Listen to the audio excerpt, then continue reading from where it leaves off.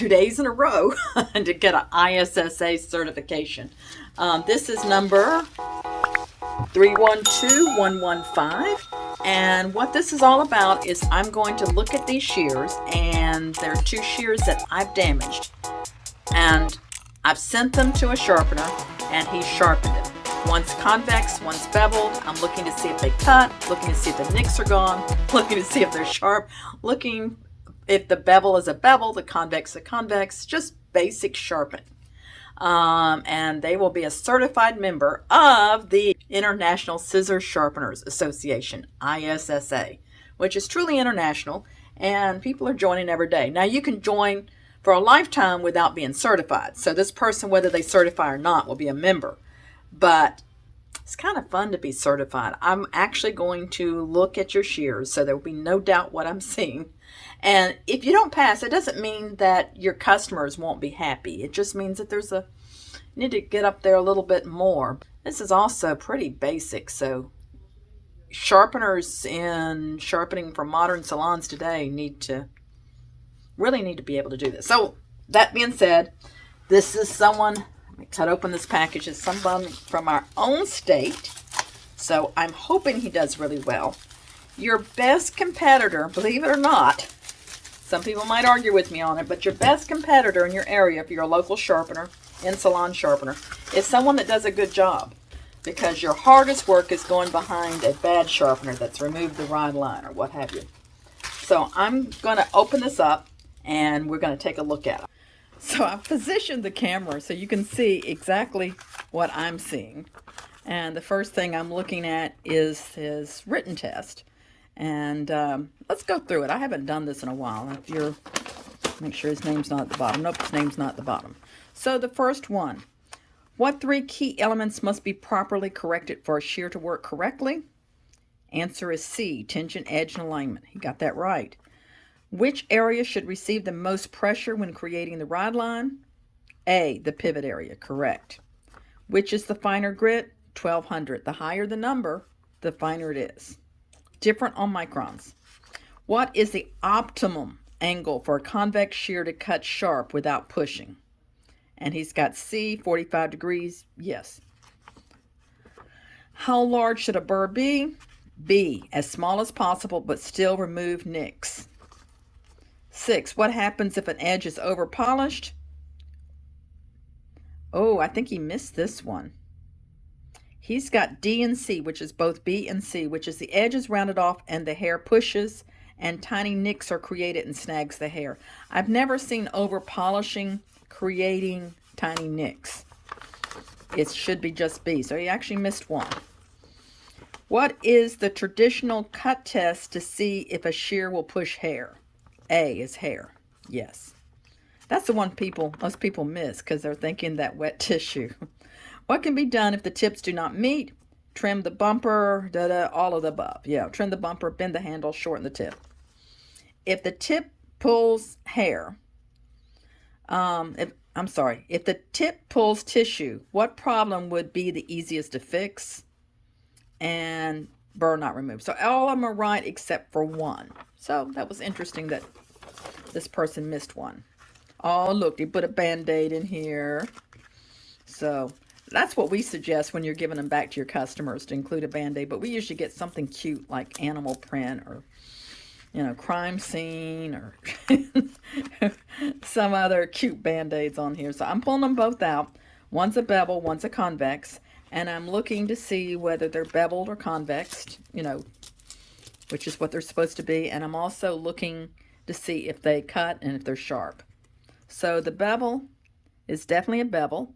And he left the serrations, which is good, which is what I'm expecting you to do. And you just put another edge down here. That looks nice. It looks like you really polished it. Hope it doesn't push, but it's sharp. This one is a convex. And it comes to you with a semi-convex, a little bevel, but he has definitely convexed it. That actually looks pretty nice, pretty nicely polished. And this looks good, And I'm looking at the ride line. Yeah, ride line's a little wimpy right there, but it's all the way there, and that may have to do something with the alignment. And, oh, that's a nice looking ride line. So, As far as looking at them, they're good. Now, as far as how they cut, we're going to find out. So these are my weapons. Toilet tissue, hair, and I'm going to bring 2 pieces of hair here. I'm finding this old nasty toupee works pretty good to prove whether the shears are sharp.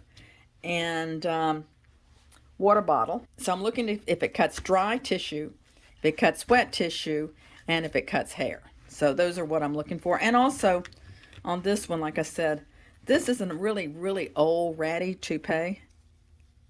Poor old Jean, we talk about him. Well, this isn't the worst one of the bunch, but it'll pull, the hair will pull out real easy out of these things. So I'm just going to do a little sliding here and see if it's actually cutting the hair or ripping it. And it's cutting. So I'm going to say they're sharp.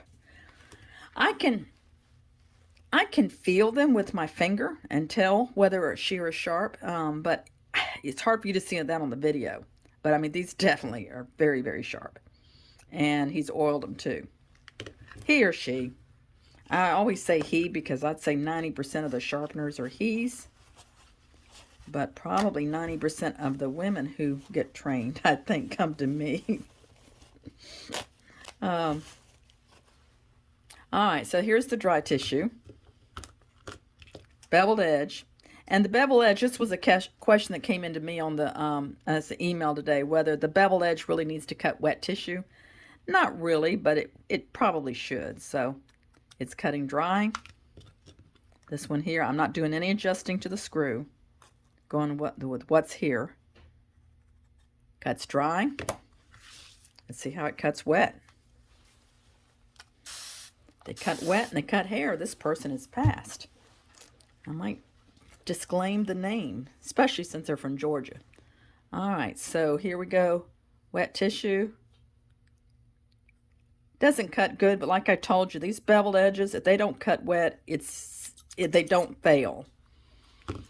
Now this one's got to cut wet. Got my thumb out. Do you see that? My thumb is out.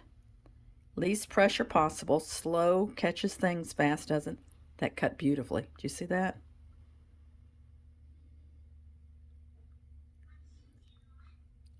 That cut really, really nice. So this cuts hair, which I'm sure it will. It's definitely passed. So here's a little bit of hair. And mainly I'm worrying about the tip because that's where most of them cut, is at the tip. So I'm going to put this here. My thumb is out once again. No push at all. Did you see that? Nice sharpening, nice sharpening. This one. Good. So Wade Decker, and I'm giving his name, he's from Augusta. He passed, and really nice sharpening. Really, especially on the convex edge. It's a really, really good sharpening. So congratulations, you are a member, a certified member of the International Scissor Sharpeners Association. Yay!